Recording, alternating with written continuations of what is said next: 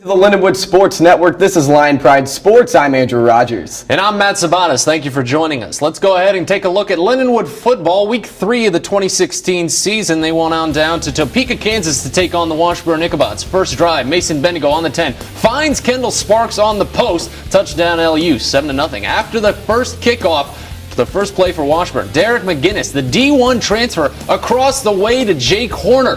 Got it at the 35, cuts up field, and quickly, it's a tie ball game. Both sides come up empty for the rest of the quarter, but the Ichabods knocking at the door at the start of the second. Here's McGinnis again. The give to Chris McGee Jr. pounds one in for Washburn, gives them the 14-7 lead. First play for Lindenwood after the score. Bendigo tries to go flat with it, but it's out of the hands. He tries to go into recovery mode, but the Ichabods just swarm him and take possession at the 18. Very next play, McGinnis in the gun. Excellent pass protection as he lofts it up to Jace Williams in the corner, who just holds on. Washburn to 2-score lead. Later in the quarter, after Lindenwood goes 3 and out, McGinnis does it again, fakes the handoff and lasers it to Bryce Chavis at the 20 and into the end zone. A 51-yard touchdown pass makes it 28-7 Washburn. Ichabods weren't done there though. 6 minutes left in the half, and it's a reverse. Chavis again just gets the blocking and fights in for the score. Washburn with a 27-point lead. Mason Bendigo lifted for Alan Thickman, who had a heck of a day on the ground. Here he is charging for a first down on a crucial 3rd and 9 situation late in the half. After a scoreless third quarter, he did it again. Here in the fourth, watch this. 3rd and 8 from the 20. Thigpen bouncing around defenders left and right, finding his way into the end zone. Allen had 94 yards on the ground on the night, most on the team. Let's watch this one again, because just count how many times he breaks through some of these defenders. There's 1, already 2, now on to 3, 4, 5. He's still moving. He's only at the 10, 6, 7 there, and finally the 8th and final tackle pulls him into the end zone. What a night for him. Add the 2 passing touchdowns, and he proved himself in Topeka. Gave Lindenwood one final chance late in the game. Bendigo back in, rolling to his left side, looking for the end zone from midfield, but he just shortchanges it. Picked off by Washburn, and the comeback falls short. LU drops to 1-2 on the season, and they'll be back home on Saturday to take on the Pittsburgh State Gorillas. The Lindenwood men's rugby team took a hop across the pond to compete in the Red Bull Uni-7s World event. The Lions qualified for the competition after winning the regional tournament on August 25th in Glendale, Colorado. The World's event took place in Bath, England on September 17th. Participants included Lindenwood, who represented the USA, and teams from Brazil, England, Wales, Russia, and Italy. In Game 1, Lindenwood defeated UPPA in France 26-14. Game 2 had a different turnout as the Lions fell 27-19 to Bath University in England. In Game 3, the Lions took on University of Exeter in England and defeated them 21-5. Next, Lindenwood took on CUS Milano in Italy and won 19-14. The Lions competed against another UK team in Game 4 when they lost to Cardiff Metropolitan University in Wales 43-14. Finally, in Game 6, the Lions had a comeback from their bitter defeat against Wales as they demolished University Paulista from Brazil 40-7.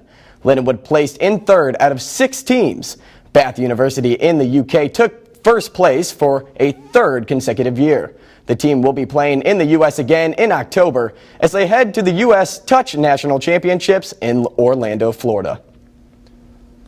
Lindenwood women's rugby is doing just as well for themselves only 2 games into the season. Hosting the Little Rock Stormers on Saturday at Hunter Stadium, the Lady Lions trailed early 7-5, but locked down on defense from that point on. Imogen Davis and Avery McGillivray adding tries in the second half. The Lady Lions got a 27-7 victory over the Stormers. The team is now 2-0 on the young season so far and look to keep their momentum into the start of the conference season, which opens on Friday.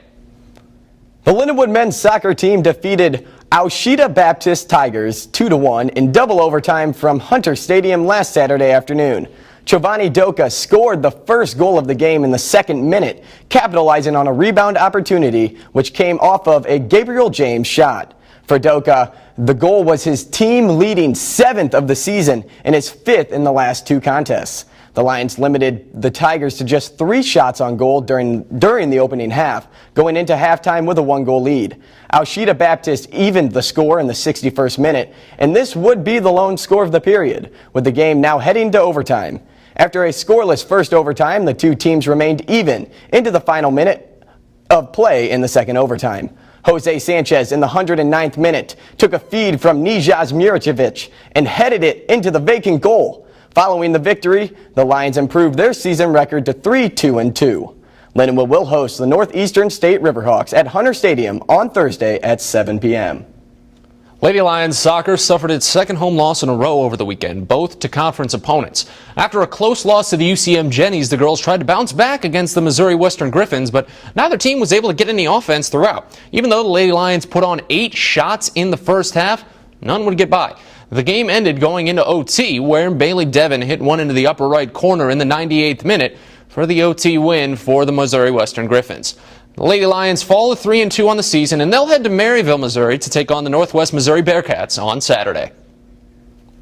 Up next on LPS, Blues broadcaster John Kelly joins us in studio. He'll talk the upcoming season and what to look forward to. That and more next on Lindenwood Sports Network. Fancy pants peanut butter? A big screen television? You haven't even bought a sofa yet. A motorcycle? When your father finds out, he's gonna flip his shoes with 2 buckles? What do you even need 2 buckles for? Mr. Big Shot, buying whiskey shots for everybody in the bar. From the looks of it, I'd say nobody even remembers. Feed the pig.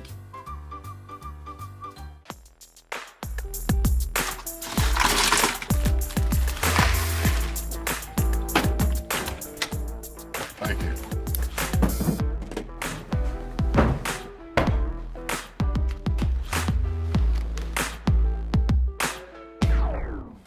You got a king? Go fish! It only takes a moment to make a moment. Take time to be a dad today.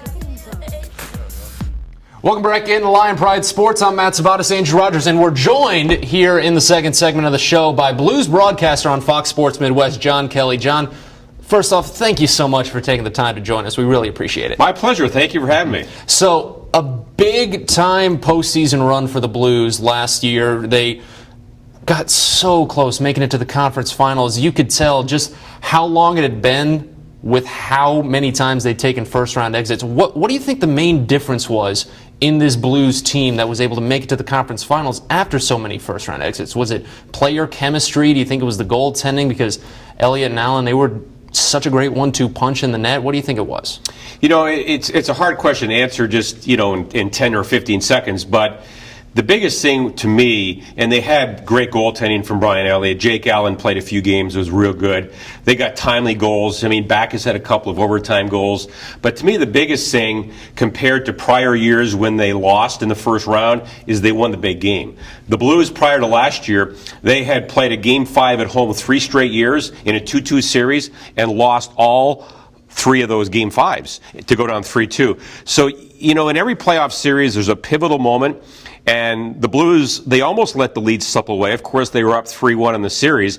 But then in the pivotal Game 7, they got the big goal from Brouwer in the third period and held on to win that game. They also had the help of both posts. The double post from Seabrook, exactly. That was memory. Probably one of the scariest moments of the whole postseason. When that happened, when those posts were hit, my son was next to me in the booth, and I said, they're going to win. It was divine intervention, I believe, that they were going to win after that. That's all you need. Yep. Well, sometimes you need luck. Yeah. So. And you already mentioned Brian Elliott and Troy Brouwer now. Now they both exit to the same team. They both go to the Calgary Flames. And then we also saw Backus leave our team. We kind of saw that one coming. Now with the captain ratio too, who do you think Pietrangelo can step up as that captain that Backus was? And how do you feel about the Brian Elliott and Troy Brouwer leaving to Calgary? Well, as far as Pietrangelo, there's no question he's the guy that I thought they would anoint the captain, and he got to see. He's a fantastic player. He's playing really well for Canada right now in the World Cup. He's one of the elite defensemen in the league, very well spoken, a leader in the locker room. So to me, he's the natural guy to take the seat for from David Backus. As far as Brian Elliott and Troy Brouwer going to Calgary, those are big losses. I mean, Brouwer had the great playoff for the Blues. Brian was superb. But, in fairness to Brian, he wanted to be a number one goaltender. Jake Allen wanted to be a number one. There's only one net. So I think that's the best case scenario for both goaltenders is Brian goes to a Calgary club that might have had the worst goaltending in the NHL last year. So he'll be the clear-cut number one, and Jake gets the job now. And I think both goaltenders will be happier, and I think both will do very well this year. And talking about exits following last season, the exit that everyone is going to be looking forward to after this season, Ken Hitchcock. How do you think that's going to really affect his coaching style in what he's already announced to be his final season? Yeah, I don't think it'll affect his coaching style because he'll coach the same way. He's a smart guy. And obviously he wants to win every game. He wants the Blues to go deep and win a Stanley Cup. But I will admit it's a unique situation where the coach has said before the season begins that this is my last year. And oh, by the way, here's the coach in waiting as your assistant. Again, it's a unique situation from a coaching perspective. Although if you go back a few years, the Blues general manager, Doug Armstrong, was in the same kind of situation where he was hired to be the next general manager while Larry Plouffe finished out his term. So it's different positions, but sort of the same set of circumstances. Following the same track. Exactly. From seasons past, that's understandable. So do you think that Hitchcock will be able to provide a good mentorship and pass the torch in a proper way? No question. Mike Yeo has been a very successful coach. As a matter of fact, he beat Hitch in the first round a couple of years ago in a 6-game series. Prior to that, he upset the Colorado Avalanche in a first-round series when the Avalanche finished first and they won Game 7 right in Denver in overtime. So Mike Yeo has had a lot of experience. He was an assistant coach on the Penguins' 09 Stanley Cup team. So I think he's a good young coach, but at the same time, he has some experience as an assistant in the NHL, as a head coach in the NHL, and also as a head coach in the American Hockey League. So he's almost done it all as a coach right now. And that's so crazy that we keep talking about players leaving, and we haven't really talked about people coming back. And now we see that Vladimir Sobotka is interested in coming back to the NHL because he does. We have him for 2 more years, or either 1 or 2 more years. What's his status? Is he going to come back to us? That right now is the $1 million question. He's playing in the World Cup for the Czechs, and he wants to come back, but the hang-up is that he has a contract obligation in the KHL. So basically it's going to come down to him either buying his way out of that contract or he'll have to stay in the KHL until that deal expires. But he's told his agent, the agent has told Doug Armstrong that he wants to play for the Blues this year. So now it's a matter of negotiating his way out of the deal. Hopefully he will. We'll probably know in a matter of 4 or 5 days. So you're thinking it's within the week? I think so. I think once the tournament is over, then he either will come to Blues training camp, which opens in 2 days, or he'll head back to the KHL. So I think we'll know at the very latest in a week. All right, then. So that's definitely something That's to look exciting forward news. to. Yeah, that's really exciting. Talking about exciting news and something to look forward to, the recent announcement just this past summer of the Winter Classic, going to be at Busch Stadium. Obviously, it'll be nationally televised, so you might not be able to get the call on that one, but you'll most likely be attending, won't you? We will be there, yeah. Hopefully we can actually, there's an alumni game on New Year's Eve, so we're hoping that we get a chance to broadcast that. But to get the Winter Classic in St. Louis is a real coup for Tom Stillman and the Blues and Blues fans. I mean, we've never had an outdoor game, let alone the Winter Classic. It's going to be fantastic. I personally have never been to one. I've watched them on television, but it's going to be a great experience. Regardless of where you are sitting in Busch Stadium, if you're lucky enough to get a ticket, it's going to be just a great environment and just a wonderful event just to partake in. Well, John, we look forward to that and the entire season to come, and we look forward to hearing you every step of the way. John Kelly, ladies and gentlemen, we thank you so much for joining us. Thanks for having me. I appreciate it very much. We'll be right back in just a few seconds. We'll talk Cardinals with Scott Manziero when we return here on the Lindenwood Sports Network.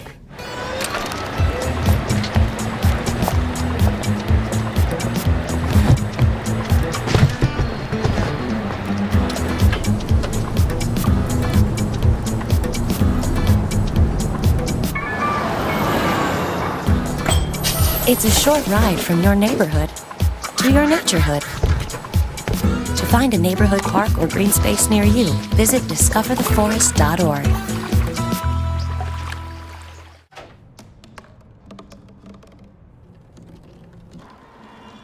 Everybody has a dream.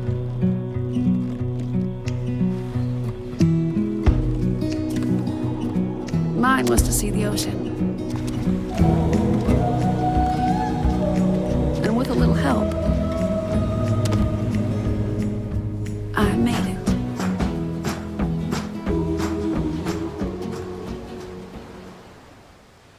Welcome back. Let's take it over to Denver, where the Cards and the Rockies faced off in a big Game 2 of a 3-game series. Matt Adams up to bat, a 1-0 deficit, golfs it into deep right field. The solo blast ties the game at 1.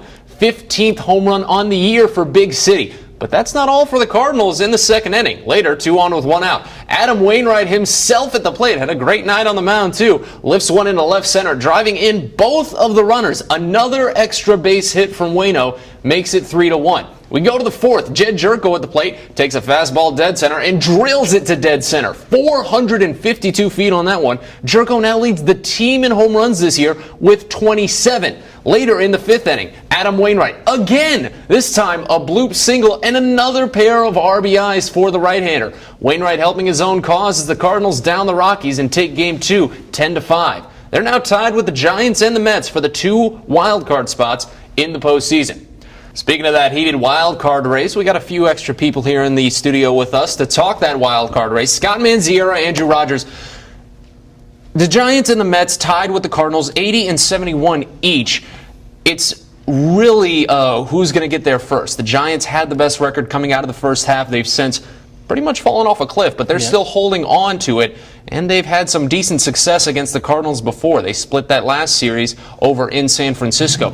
When you look at the way that this could play out, there's a handful of different scenarios. All 3 tie for the 2 spots. The top 2 spots are tied. The bottom 2 spots are tied, or just one team falls off completely. Which one do you guys think is going to be the most likely? Well, right now, I mean, it's so hard to say. The Giants, as you said, are in a huge slump.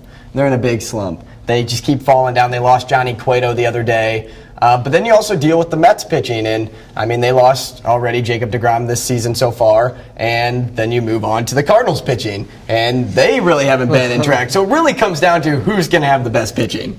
Well, and I think that's exactly right. But more importantly, who's going to have the best pitching at the right time? Because, you know, these starters are all in their own 5-day streak, and there's 10 games left, 11 games left now. But you can always call someone up and just skip a spot in the rotation to give them an opportunity. We've seen Mike Matheny do that with Adam Wainwright before. I know, but that throws off pitchers' mindset. These pitchers, starting pitchers, are so different than anything else in sports. They have that everyday routine. I mean, you heard Adam Wainwright. He was in a slump. He changed the peanut butter in his pregame peanut butter and jelly sandwich. These starting pitchers are weirdos, guys.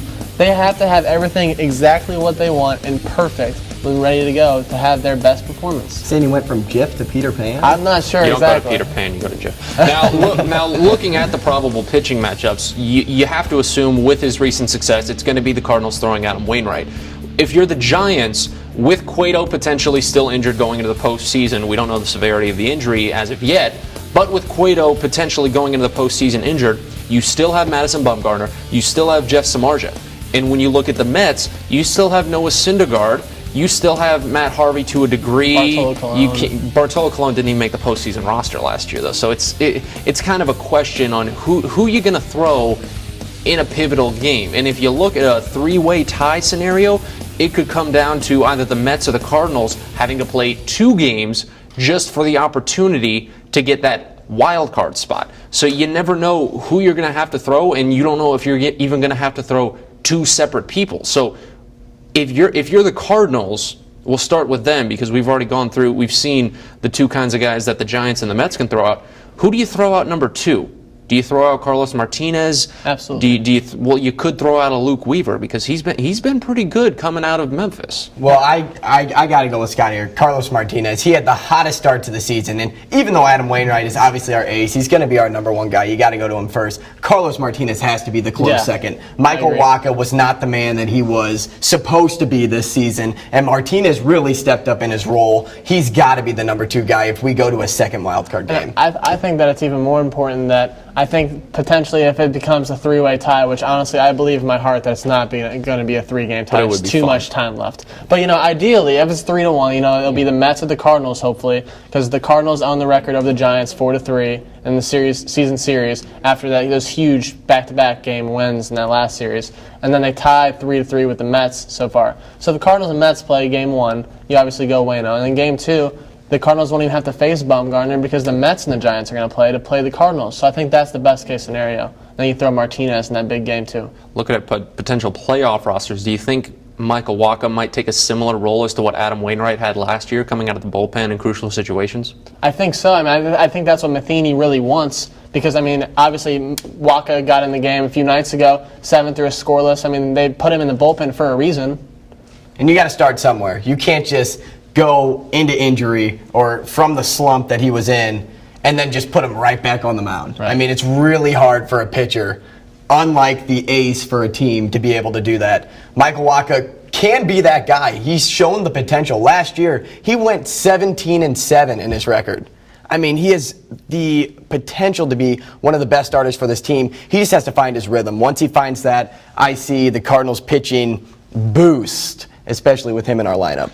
Now, offensively for the two sides, it's still somewhat of a toss-up because while the Giants don't have as much power as the Cardinals and the Mets, they can really get on base and just get some good hits with runners in scoring positions. You got guys like Buster Posey and Hunter Pence. They are exceptionally good at that. But then you look at the Mets and you look at the Cardinals, and they have some serious power hitters. While the Giants do have a guy like Denard Span, who's really picked up his game the last few months, you look at Yoenis Cespedes, you look at a couple of the other guys on the Mets roster, picking up Jay Bruce from the Reds at the trade deadline. But then you look at the Cardinals, Jed Jerko, Brandon Moss, each with 27 home runs this year. Who expected that?